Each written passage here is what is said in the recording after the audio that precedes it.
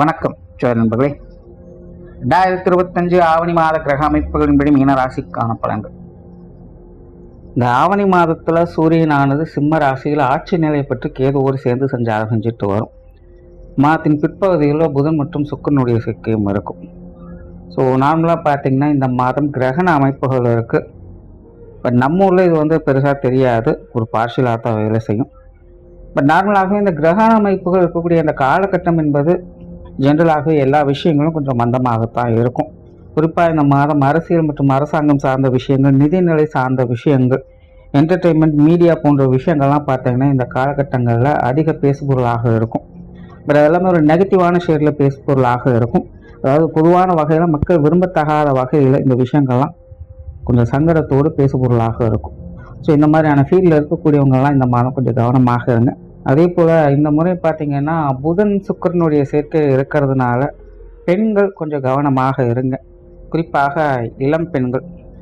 அதாவது இந்த மாதிரியான கிரகண அமைப்புகள் வரும்பொழுது பெரும்பாலும் இந்த உயிரினங்களுக்கு செக்ஸுவல் ப்ரெஷர் அதிகமாகும். இந்த மாதிரியான விஷயங்களில் கொஞ்சம் சைக்கோத்தனமாக நடந்துப்பாங்க. இதெல்லாம் ஆணுக்கும் பொருந்தும், பெண்ணுக்கும் பொருந்தும்.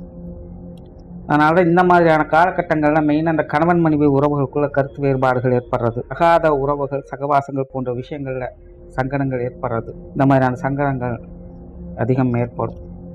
அதிலும் இன்னைக்கு இருக்கக்கூடிய காலகட்டங்களில் நாட்டு நடப்பின் அடிப்படையில் பார்க்கும்போது பெண்கள் இந்த மாதிரியான விஷயங்களில் கொஞ்சம் கூடுதல் கவனத்தோடு இருக்க வேண்டியதாக தான் இருக்குது.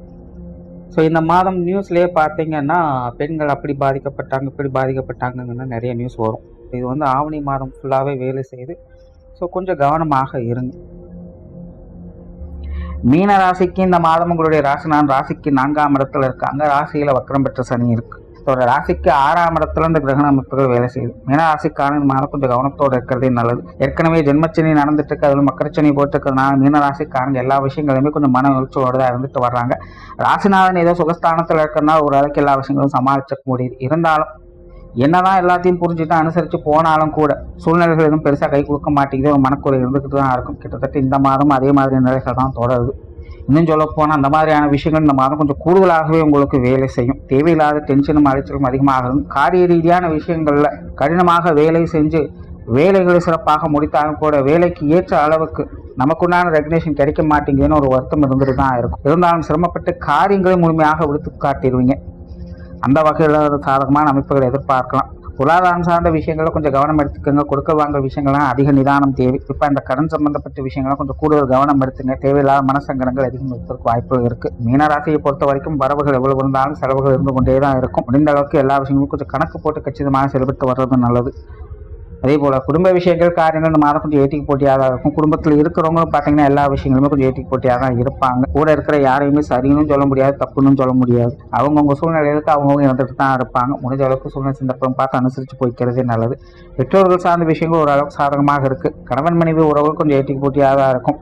உடன்பிறப்புகள் மற்றும் குழந்தைகள் சார்ந்த விஷயங்கள் ஓரளவுக்கு சாதகமாக இருக்குது. குறிப்பாக குழந்தைகள் சம்பந்தப்பட்ட விஷயங்கள் கொஞ்சம் மன மகிழ்ச்சியை கொடுத்து வரும். அவங்க வகையில் சில சுமமான மாற்றங்கள் எதிர்பார்க்க முடியும். பொது விஷயங்கள், காரியங்களில் அலைச்சல் இருந்தாலும் ஆதாயம் உண்டு. உற்றார் உறவினர், நண்பர்கள் வகையில் கவனம் தேவை. குறிப்பாக இந்த மாதம் நண்பர்கள் சம்பந்தப்பட்ட விஷயங்களில் கூடுதல் கவனத்தை என்னதான் பண்ணாலும் மனசுக்கு பிடிக்காது. தேவையில்லாத மனஸ்தாபங்கள் ஏற்படுறதுக்கு வாய்ப்புகள் இருக்கு. கொஞ்சம் கவனம் எடுத்துக்கங்க. தொழில், வேலை, உத்தியோகம் சார்ந்த விஷயங்கள் அளவான நிலைகளை வேலை செய்து வெளியூர் மற்றும் வெளிநாடு சம்பந்தப்பட்ட விஷயங்கள் சாதகமாக இருக்கும்.